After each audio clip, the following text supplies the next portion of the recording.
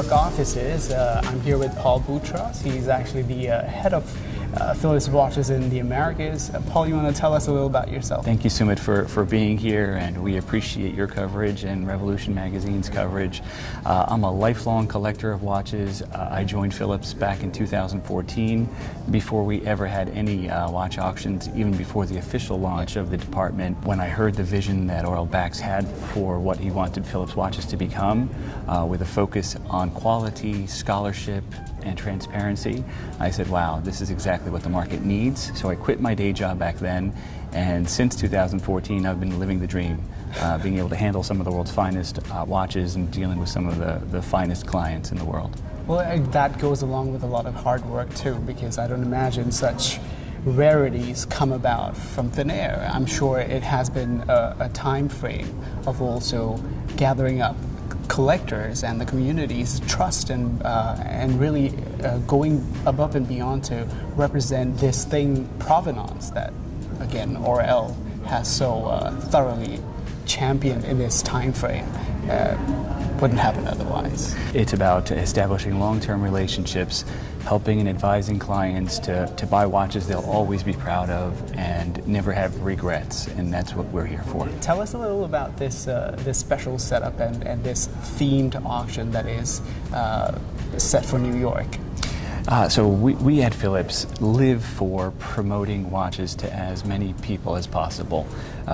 We understand how much satisfaction and joy we have personally received from them, and we want to share that with a broader community. Absolutely. So following the Paul Newman auction last year, where we winning Icons auction, our inaugural New York auction in 2017, where we sold Paul Newman for $17.8 million, we felt, let's do something again a little bit different and special for our second New York auction taking place on December 5th. With Orel's connections to Waco and a prior video he had done with Mr. Porter, there was this idea, you know what, men's style and watches really go hand in hand, and the world of men's style is quite large compared to the world of collectors' watches. We felt, you know, with Way's passion for style, with Mr. Porter's Richemont backing, we felt that this partnership, where we all celebrate finely made things together and all appreciate quality, this would be a great partnership to embark on.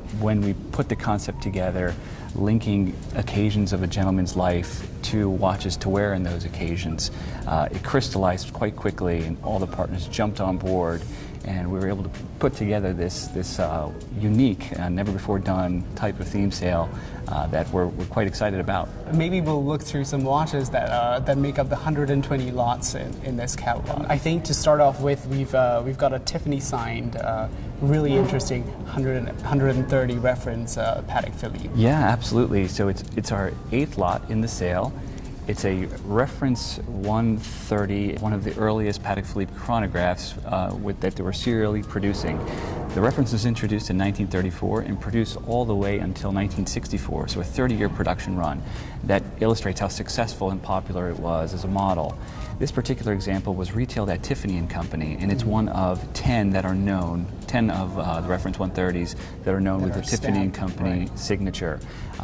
It also is fitted with absolutely gorgeous Breguet hour markers. They're beautiful. And what is pretty neat, especially for a New York auction, is the name engraved on the case back. It's one Arthur Knorr, who, when we did some research, we found out that he was one of the earliest producers and directors of the Miss America and Miss Universe pageants. So he treated himself, looks like, to a very fine watch from Tiffany and Company just up the street from us on 57th Street, just like we are.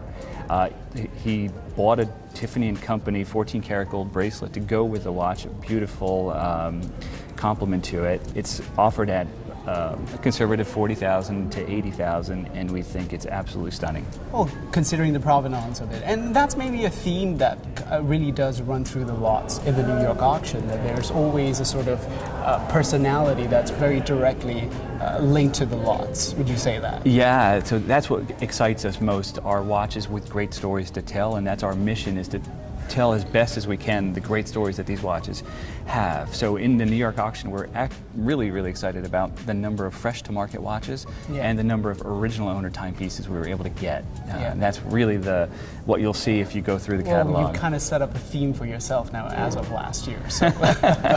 Yes. All right. So moving right along to a 1463, and this time it's in steel. So we're very excited about this one. Another chronograph, a successor model to the reference 130 and Patek's earliest water-resistant chrono. The water-resistant case is a little bit larger, which is more relevant for today's taste, hence its popularity. I believe up until the 1990s, this was the only water-resistant chronograph that Patek was making. Precisely. Yeah. There was only one widely produced reference, the 1463, two other much rarer references that were also water-resistant, but by and large, the only this was the more water-resistant. Maybe not in steel, but yes. So they made about, believed approximately 750 examples of the 1463. Of that, about only 10% were manufactured in stainless steel. So we're looking at something phenomenally very rare, exactly. And it takes rarity to the next level with the two-tone dial.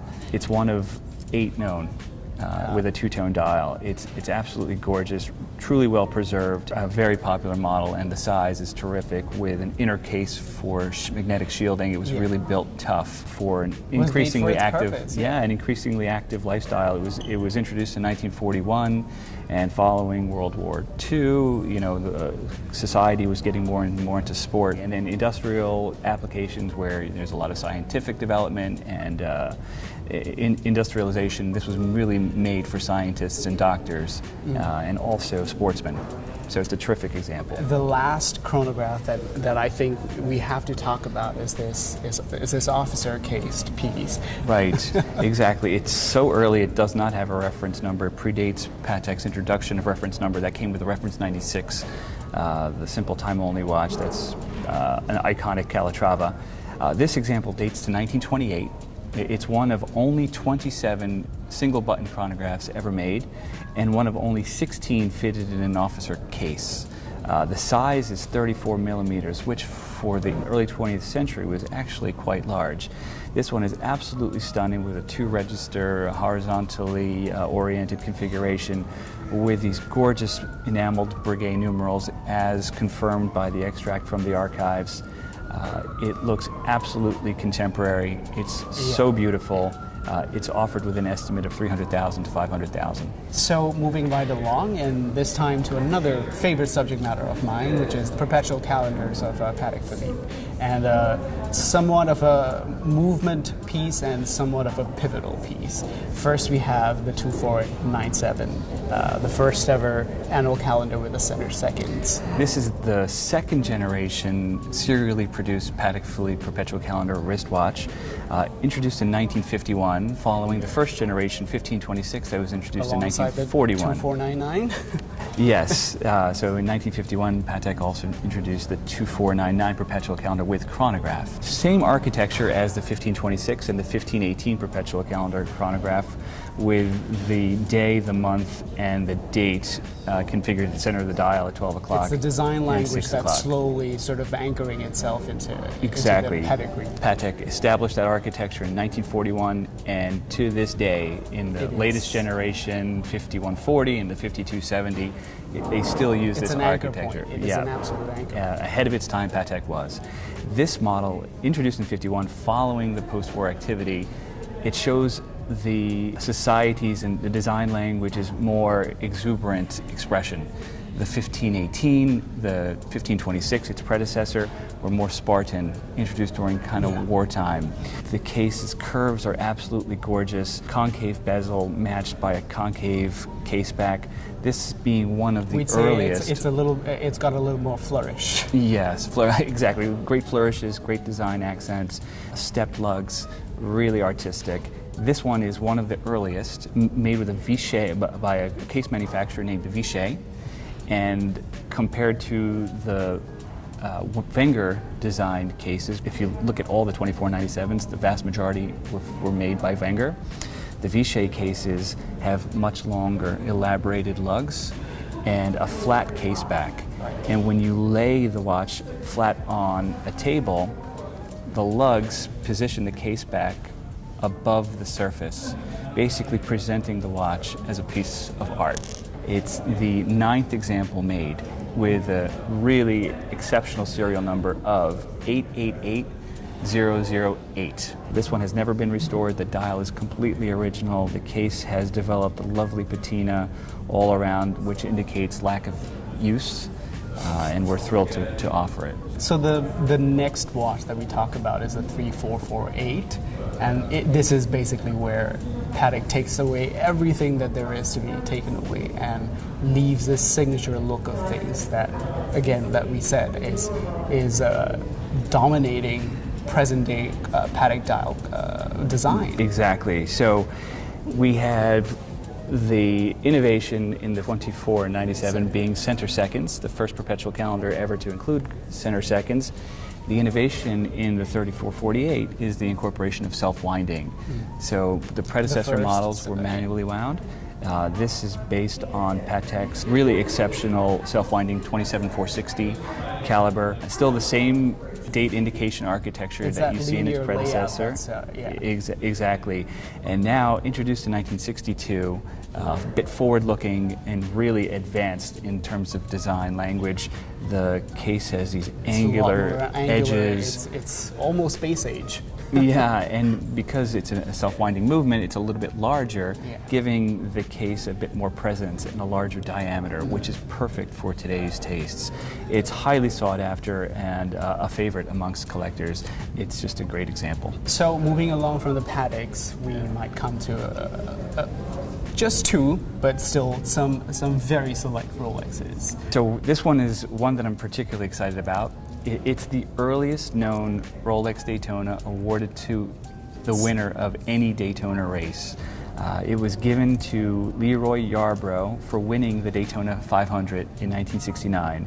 That same year, he won 2 other NASCAR races to become NASCAR's first ever Triple Crown winner, one of only 2 in the history of NASCAR. The watch is extremely well preserved. It's totally fresh to the market.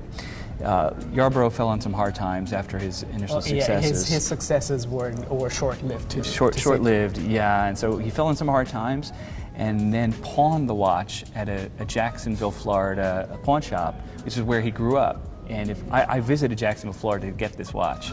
And when you go down there, you feel, in just speaking to people, that motorsport, because Daytona Raceway is so close, it runs in the blood, it runs in the water. The consignor is the son of the person who purchased it from the pawn shop.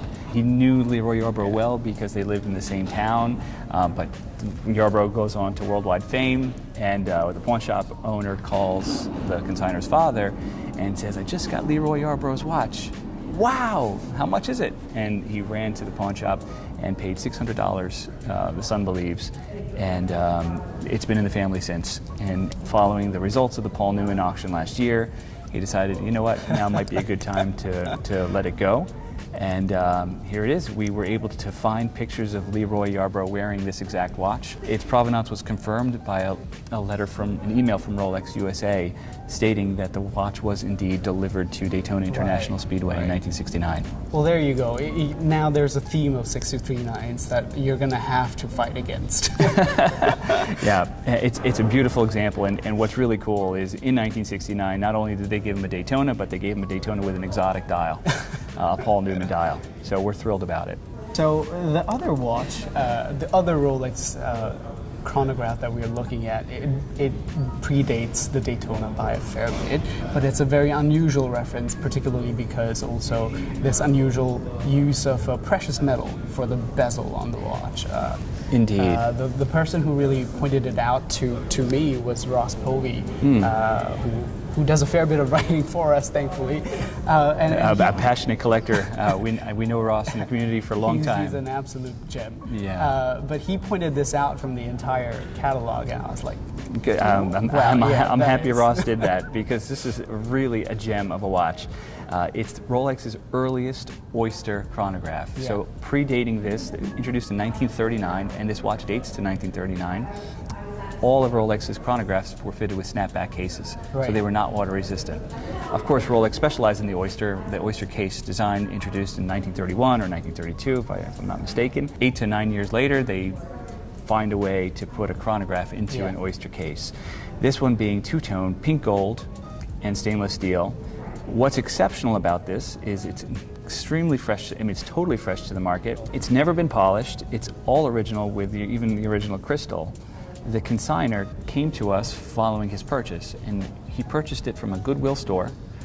He purchased a bag of 60 watches for $44. Inside the bag was this amazing watch, which knocked our socks off when he came to show it to us. That doesn't happen as often anymore. Right, and so when we see it, of course, I could see that the facets and milling on this beautiful bezel were still intact, and I knew it was never polished, along with this delightful caseback engraving and the serial number perfectly crisp.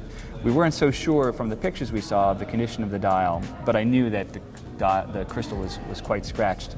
Once we removed the movement from the case, had a close look at the dial, we were stunned by its state of preservation.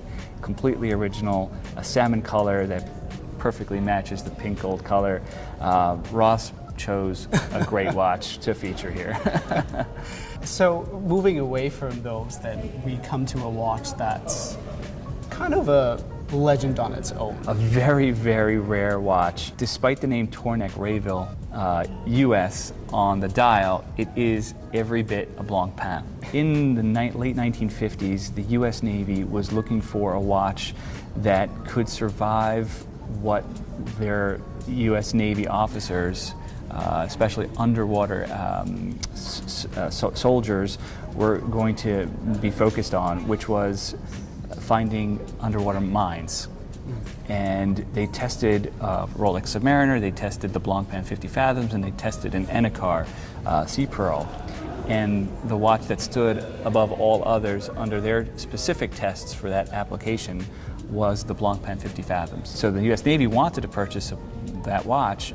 Unfortunately, there was a 1933 Buy American Act in place that forced them to have to find an American watch. Creatively, the US distributor for Blancpain, Alan Tornek, who was based here in Midtown New York City, found a way to get around the Buy American Act by establishing the company. Of course, it's a US company, and asking Blancpain to create dials signed Tornek-Rayville US, Rayville being the second name of Blancpain, which is an anagram of their location in Switzerland.